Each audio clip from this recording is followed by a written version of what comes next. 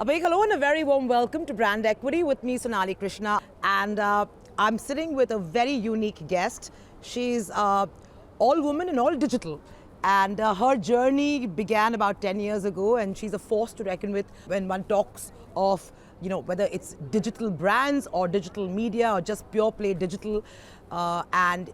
In her own right, I think she's built a digital conglomerate in a sense. I'm talking about none other than Priyanka Gill. She is the co-founder of the Good Glamm company and also the CEO of the Good Media Group. Thank you so much, Priyanka, for joining me right here. So there's lots been discussed, within the industry in terms of, data, AI, pure play digital, efficacy of digital versus traditional media, and, intermediation and consumers' fickle mindedness. It's interesting that you run everything digital, right? And you've been doing it for a decade. What would you say to people who, for instance, let me ask you the question, that we're still not sure about the fact that can you build a brand only on digital? Because so many digital brands that have got deep pockets have started building their brand, but then have moved to TV or print to get that big boost. So as a person who's doing pure play digital, give me your view. So look, I think that a brand is built on the strength and the vision of what the brand stands for, right? First, you need to get the fundamentals right. Yeah. And then once you have that right, you have many channels through which you can communicate your brand to your users and to your buyers and to your consumers. So digital is a very, very large kind of umbrella platform that you can use to reach your consumers at scale, right? Which is not to say that other channels are not equally valid. India, as you know, is an omni-channel market. Yeah, of course. We consume all kinds of media. We consume a lot of media, social media on our telephones. OTT is another big player out there. Print is still relevant in many, many different ways. Television is still relevant in many, many different ways. So I think media as a whole is a way to communicate your brand to the market. Digital media is actually becoming larger and larger as part of the pie, which maybe was not the case in maybe a while ago. So it's important. Even like say television channels are also on digital as well, yeah. Right? So I think it's an intermingling of all different forms today, and digital I think is at the forefront of it all. As a digital media entrepreneur, I've been doing this, as you said, now for 10 years. I'm the founder of PopXO, which is a platform in which you tell women everything from what lipstick she should buy to what dress she should wear when she's dating for the first time. And the brand will turn 10 next year, which is both heartening and surprising and exciting for me as its founder. So, for my understanding and of course for my audience, you run, your own distribution platforms in terms of content distribution and curation. So we have PopXO, Scoop Whoop, we have Miss Malini, we have Tweak. So these are Baby Chakra. These are 5 of India's largest digital media platforms, and collectively we reach 150 million monthly active users. Wow. There are 350 million social media users in the country. So over half of India's digital media population will interact with the piece of content created by one of the platforms of the Good Media Co. Wow, wow. And then you have an entire bouquet of beauty brands, yes. Right? Talk to me a little bit about, your portfolio there, because that's also quite significant. I just explained to you about the Good Media Co. And then we have the Good Brands Co, of which Sukleen Aneja is the CEO, in which we, of course, have My Glam, which is one of India's top makeup brands. We have Organic Harvest that kind of really focuses on the purest natural and certified organic products. We have Sirona, which is a market leader in personal care and personal hygiene products. Its menstrual cup is kind of one of the best-selling products that's out there. It recently acquired a vegan condom company called Blue. It just happened last week. Then we have the Moms Co, which is one of the most trusted brands out there for mother and baby products. We have the Baby Chakra by Moms Co. And we have Saint Botanica in terms of some of the best products that you have for hair and skincare. So that is our brands portfolio under the Good Brands Co. Wow, that's quite large. And all these brands, which you've just talked about, you're acquiring your customers via your distribution channels which you own, or is there another route you take? Because 0 to 100 maybe easy to get on digital, but how do you go from 100 to 500 is the So question. our secret sauce is the Good Media Company platforms, the 4 platforms that I mentioned. And then, of course, we have the Good Creator Co. Sachin Bhatia is the CEO of the Good Creator Co. So there we access India's top influencers and creators, right from your nano and your kind of starting out creators to your macros and to your mega creators out there. And together with the power of content, the power of creator, and the power of community, of which Anaya Sagi, who's my co-founder, she runs that. So with all of that, we basically engage with audiences and acquire them in different ways. And that becomes the top of the funnel for us that we then push towards our good brands business. Right. So you might be the best person to tell me how difficult it is to acquire a person in the digital space, because we are constantly talking about attention deficit, this flirtation that consumers have today, absolutely no loyalty. You keep trying. Yeah. In this environment, right? And within your ecosystem, which is also like you're only playing within your ecosystem, which you own. And we also, as a good media and good creator, we work with external brands as well. No, that is for them, a service for them. But for your own brands, you're playing within your ecosystem, which you own. Yes. Correct? So how do you navigate that? Like, what is the sauce to ensure that, how confident are you that only by navigating here in the digital landscape and within the media that you own, you can be successful enough in terms of customer acquisition and retention? And also give me a sense of how many today can the group boast of in terms of customers? So look, I think brand love is it's an old-fashioned term, but it has not gone away, right? Oh, it hasn't? I don't think so. Okay. Because that it predicates on a customer finding true value in the product that she is consuming. Sure.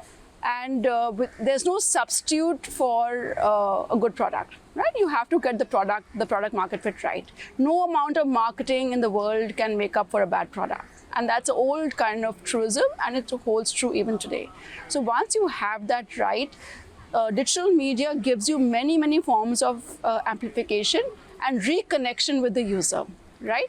And as long as you're able to stay top of mind of the user through social media, through a direct communication, which a brand might do, or through an indirect communication that, say, a PopXO might do for the brand, right?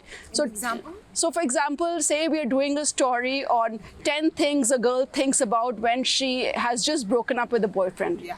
Right? In that, we might, we'll mention like 7 or 8 things, and it might be, I do need to kind of buy maybe a red lipstick, might change my mood. So we're actually doing a subtle brand insertion of one of our products, but it's being done in a very organic fashion, right?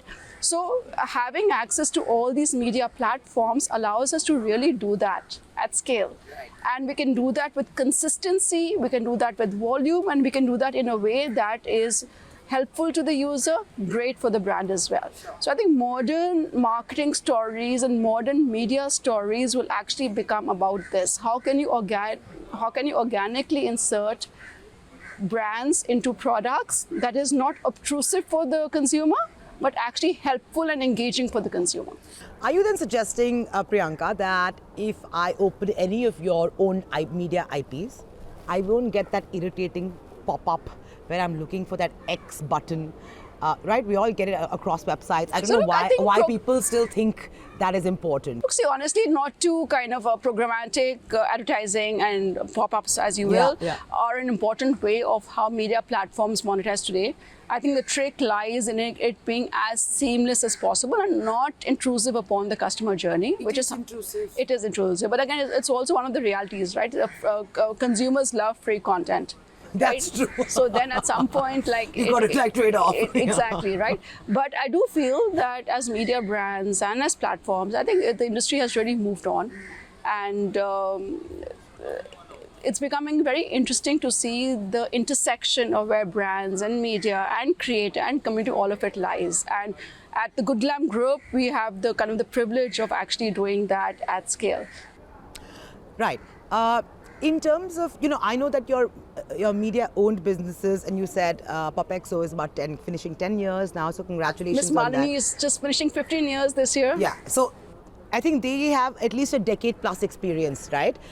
What about the beauty company, which also holds like 5 pivotal brands? So the Good Brands Co has 5 pivotal brands, and My Glam, I'm sure I'm right at this, was inception is 2017. So again, it's been there for a while. Darpan Sangvi, who's a group founder and CEO of the Good Glamm Group, he was the founder of My Glam. That was the first brand that he built, right? And that's exactly how Darpan and I met and how kind of all of this happened.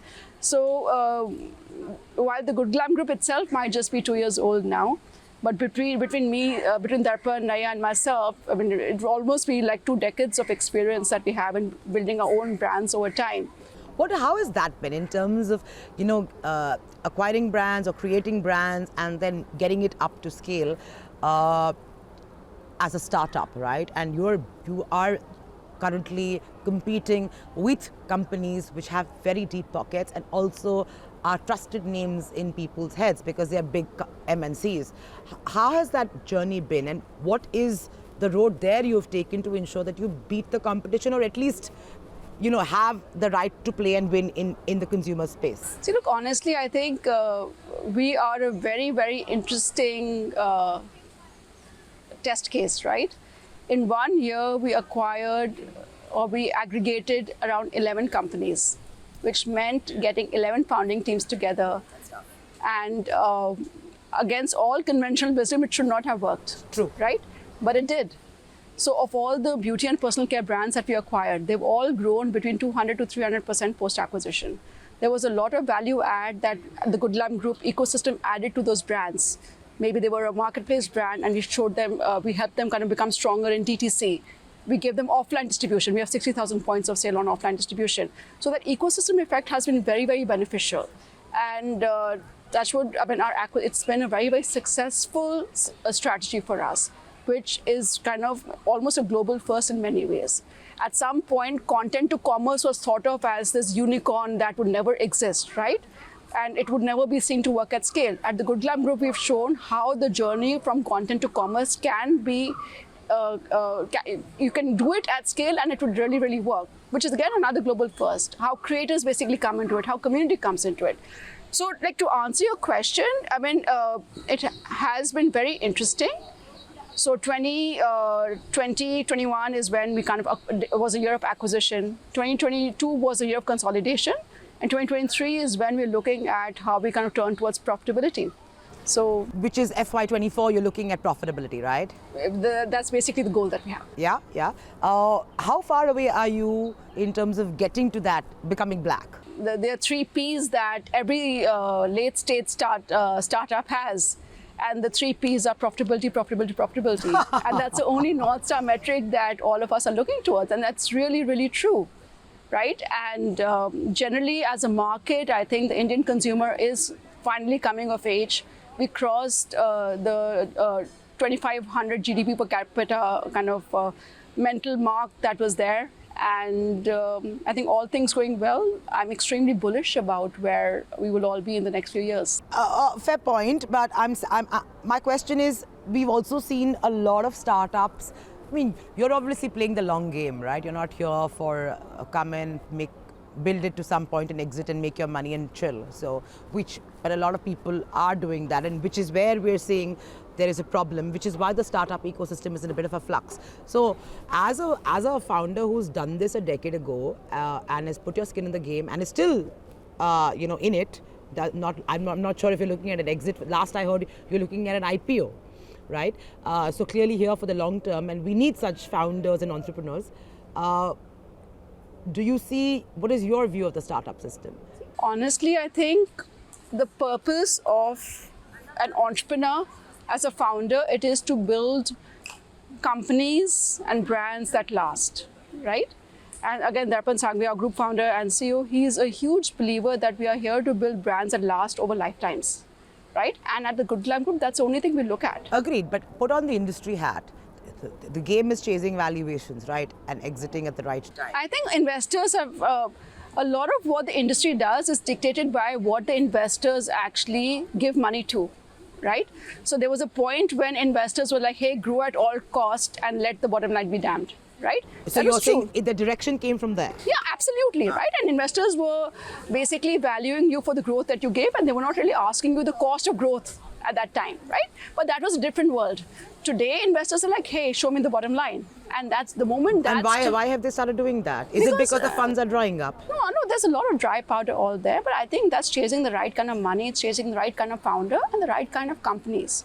Right? So I think it's a rationalization that's come into the market, and which is very, very healthy for the ecosystem, because it really kind of allows for strong companies to grow and scale.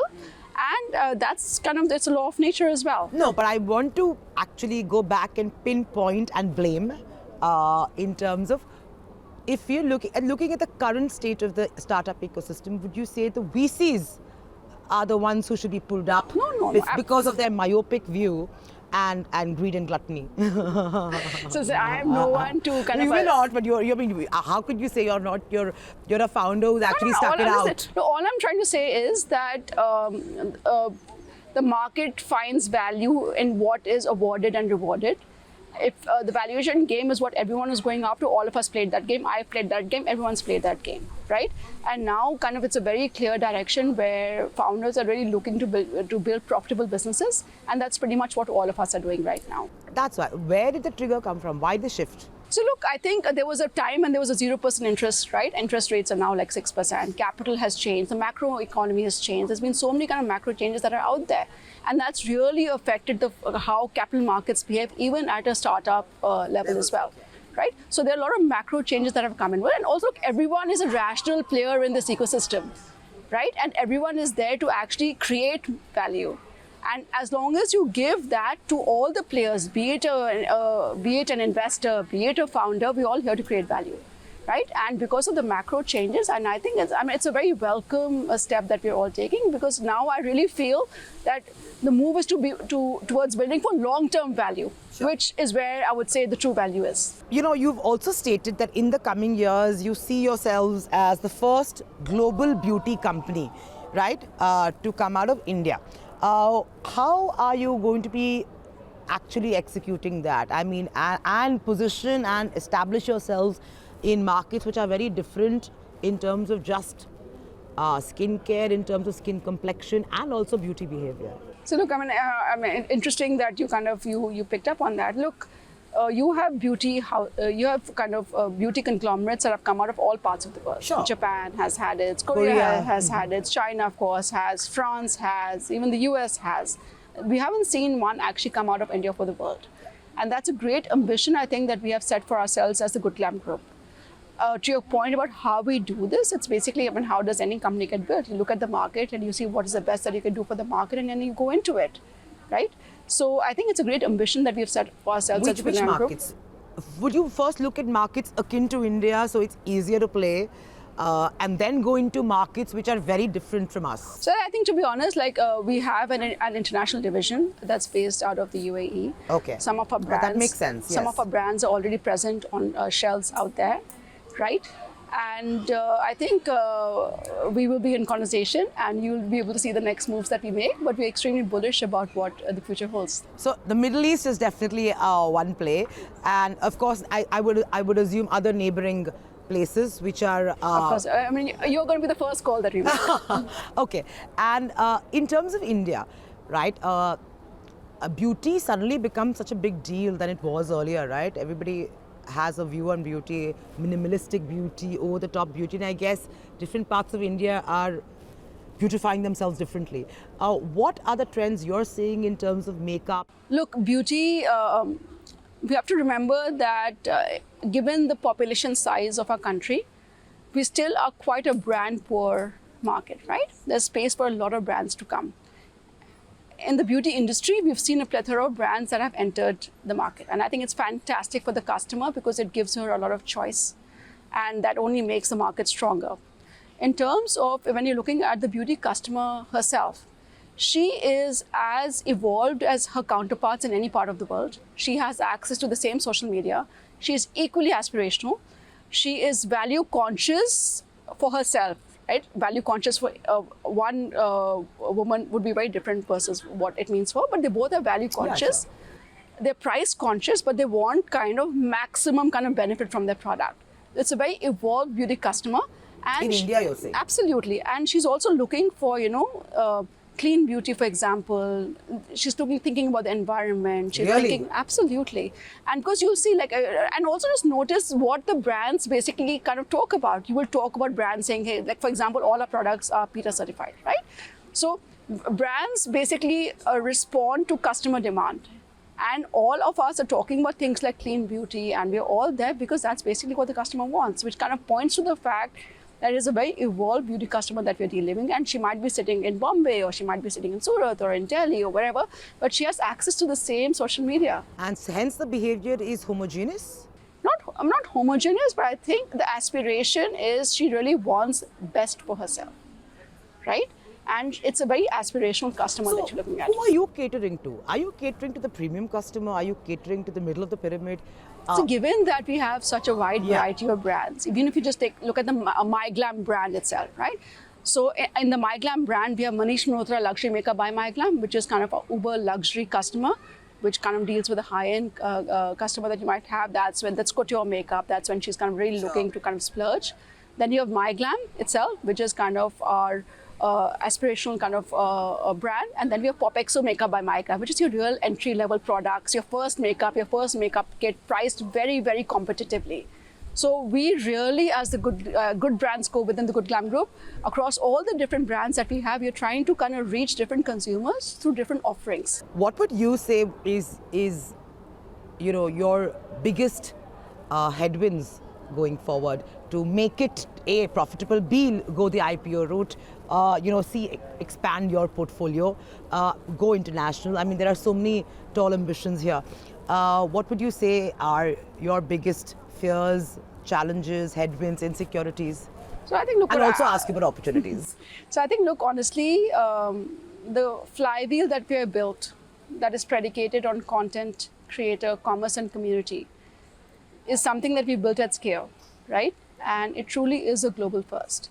It acts as our strongest moat, and it gives us our largest opportunity, because through it, we are able to add value at every part of the customer funnel, right? Right from top of the funnel, where we are acquiring them through content, we're amplifying them through creator and community, and then of course through commerce, we are engaging with them, we are transacting with them, right? So I think that moat that we built is something that is unique, and that is what's going to sustain us and help us kind of achieve kind of the ambitions that we've set for ourselves. That's your strength, ma'am. What are your worries? There must be a few. Come on. So look, honestly, I think challenges are something that every entrepreneur of worth his or her salt basically thrives on. And any business that you build, no matter what scale you're building, the challenges do remain the same, right? Are we attracting the right people? Are we keeping the right people? Is the team working well? Is the team happy? Customers are happy, investors are happy. So I think the challenges of running a company are actually the same. Scale will differ based on whether you're starting up or whether you're kind of running a scale up, so to speak. But yeah, I think that's what keeps it really exciting, and that's what keeps it really fun. Fair enough. As a client, as a marketer, as an entrepreneur, a couple of tips you want to give the advertising ecosystem. I think treat the customer with respect, right? And because she is really able to differentiate between what is real and authentic versus what is not. I think that's something that all of us have realized. And the rise of the creator economy has basically shown that authenticity is really kind of rewarded by the customer. So that would be one. Second would be that just have fun while you're doing it. I think a lot of brands take themselves very, very seriously. So, and having fun, I guess, is for your brand campaigns, there are lots of different ways in which that you can engage with the customer. And really think omni-channel as a strategy, right? Because as a customer, I am consuming content everywhere, I'm shopping everywhere. So accessing me at all the kind of points in which I engage with the world, be there. And that's something that we at the Good Media Co and the Good Creator Co are here to help you do. Well, on that note, thank you so much, Priyanka. I mean, much more power to you and, of course, your other co-founders and your team to actually, walk this tall ambition you guys have set for yourselves. I wish you only luck and power, and of course, looking forward to that going black first and then the IPO. Thank you so much. I really appreciate it. Thank you so much.